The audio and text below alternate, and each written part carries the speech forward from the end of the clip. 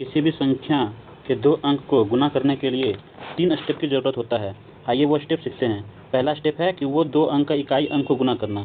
ये दो अंक को इकाई अंक को गुना करके लास्ट के 1 डिजिट को लिखेंगे। उसके बाद जो कैरी बचेगा वो कैरी हासिल रखेंगे। स्टेप दूसरा में है क्रॉस गुना। ये दोनों को गुना करेंगे क्रॉस। स्टेप 2 में क्रॉस गुना करेंगे। उसके बाद दोनों को जोड़ देंगे और जो कैरी बचेगा उसको इसमें जोड़ के फिर लास्ट का एक अंक लिखेंगे। फिर जो कैरी बचेगा फिर वो स्टेप तीसरा में ऐड करेंगे।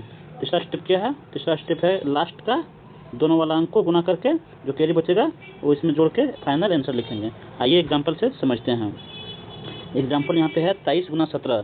तो पहले इकाई अंक को गुना करना है। फर्स्ट स्टेप में इकाई अंक को गुना करना है।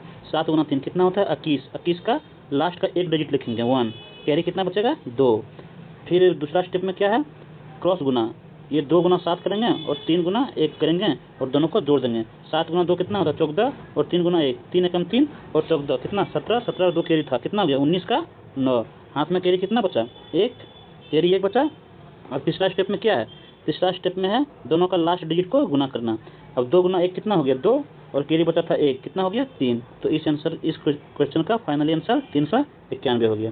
दूसरा एग्जांपल समझते हैं। दूसरा एग्जांपल में 47 गुना 67 है। तो स्टेप 1 में क्या है? इकाई अंक को गुना करना। 7 गुना 7 करेंगे कितना होगा? 7 49 का 9। कैरी कितना बचेगा? 4। स्टेप 2 में क्या है? दोनों को क्रॉस गुना करना।